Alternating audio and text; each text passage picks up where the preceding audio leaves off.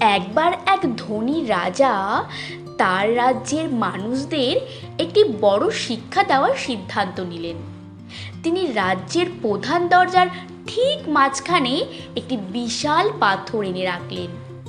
তারপর তিনি নিজে একটি গাছের আড়ালে লুকিয়ে রইলেন এই দেখার জন্য যে কে এই পাথরটি সরিয়ে রাস্তা পরিষ্কার করে।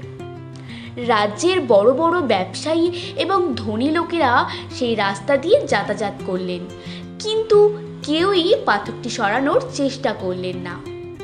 হঠাৎ এক দরিদ্র কৃষক সবজি বোঝাই গাড়ি নিয়ে সেই রাস্তা দিয়ে যাচ্ছিল। সে গাড়ি থেকে নেমে পাথরটির কাছে গেল এবং অনেক কষ্ট করে সে পাথরটির রাস্তার একপাশে সরিয়ে ফেলল। এরপর সে যখন আবার গাড়ির কাছে ফিরে এলো, তখন সে দেখল ঠিক যেখানে পাথরটি রাখা ছিল সেখানে একটি থলে পড়ে আছে। থলেটি খুলে সে দেখল এর ভেতরে অনেকগুলো স্বর্ণমুদ্রা এবং রাজার একটি চিঠি রাখা আছে।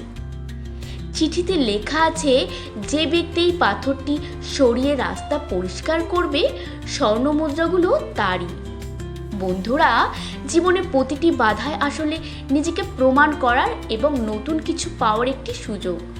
যারা শুধু অভিযোগ করেন তারা সুযোগ হাতছাড়া করেন, আর যারা বাধাকে জয় করে এগিয়ে যান তারাই প্রকৃত সাফল্য লাভ করেন।